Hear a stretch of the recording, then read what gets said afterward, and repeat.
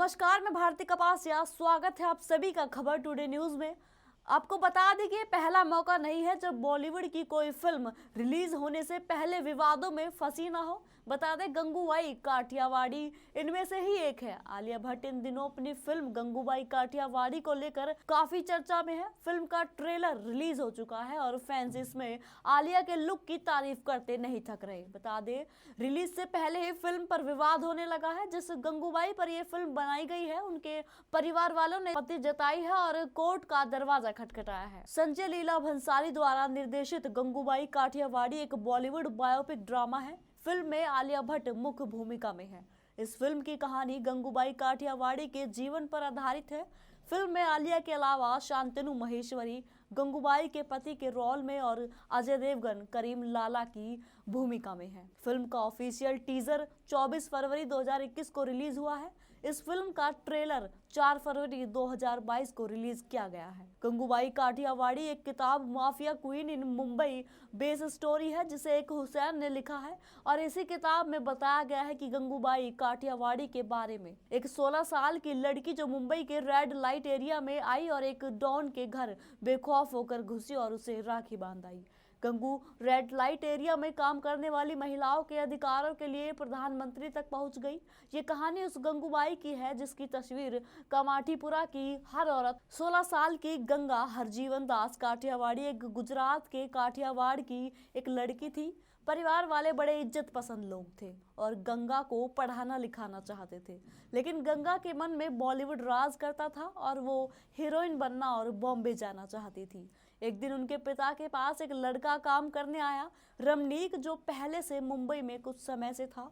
जब ये बात गंगा को पता चली तो वह खुशी से नाचने लगी। अब गंगा को रमनीक के जरिए बॉम्बे जाने का एक सुनहरा मौका मिला था। गंगा ने रमनीक से दोस्ती की और दोस्ती कुछ समय बाद प्यार में बदल गई। इसके बाद गंगा और रमनीक ने भागकर शादी कर ली। इन्होंने मंदिर में शादी किया। इसके बाद गंगा अपना कुछ सामान और माँ के गहने उठाकर रमनीक के साथ चली गई।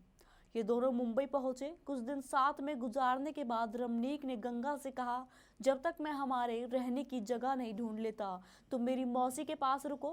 गंगा रमनीक की बात मानकर मौसी के साथ टैक्सी में बैठकर चली गई, लेकिन गंगा ये नहीं जानती थी कि उसके पति ने गंगा को 500 रुपये में बेच दिया है।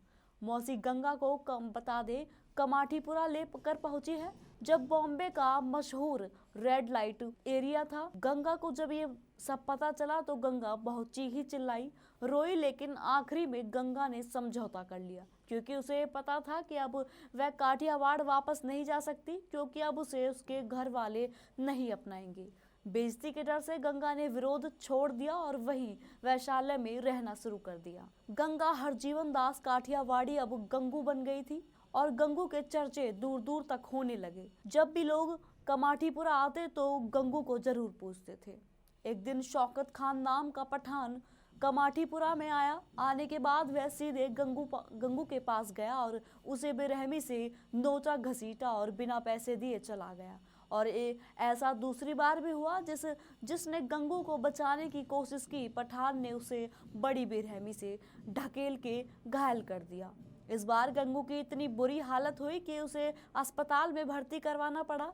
इसके बाद गंगू ने अपने मन में ठान लिया कि वो इस आदमी को सजा देगी। जानकारी जुटाने के बाद पता चला कि उस आदमी का नाम शौकत खान है और वह मशहूर डॉन करीम लाला के लिए काम करता है। उसके बाद गंगू करीम लाला के घर के पास पहुंच गई और उसे अपनी सारी हालत कह दी। करीम ने उसे सुरक्षा का पूरा दिलासा दिया, जिसके बाद गंगू ने एक धागा राखी के रूप में करीम की कलाई पर बांध दिया और डॉन को अपना भाई बना लिया। 3 हफ्ते के बाद वह पठान वहां फिर आया, लेकिन इस बार खबरी करीम लाला को अपने साथ ले आया। जिसके बाद करीम ने शौकत को इतना मारा कि वो अधमरा हो गया और करीम ने सबको चेतावनी दी कि गंगू मेरी राखी बहन है, अगर इसे किसी ने भी हाथ लगाया तो उसे नहीं छोड़ूंगा। तो ये था गंगूबाई के जीवन का सफर। लाल बिंदी लगाने वाली गंगा, जिसने प्यार में धोखा खाया, अपनी किस्मत से समझौता किया, अपना दबदबा कायम किया और रेड लाइट एरिया में काम करने वाली महिलाओं और युवतियों के हक के लिए लड़ाई लड़ी। अभी के लिए बस इतना ही। देखते रहिए खबर टुडे न्यूज।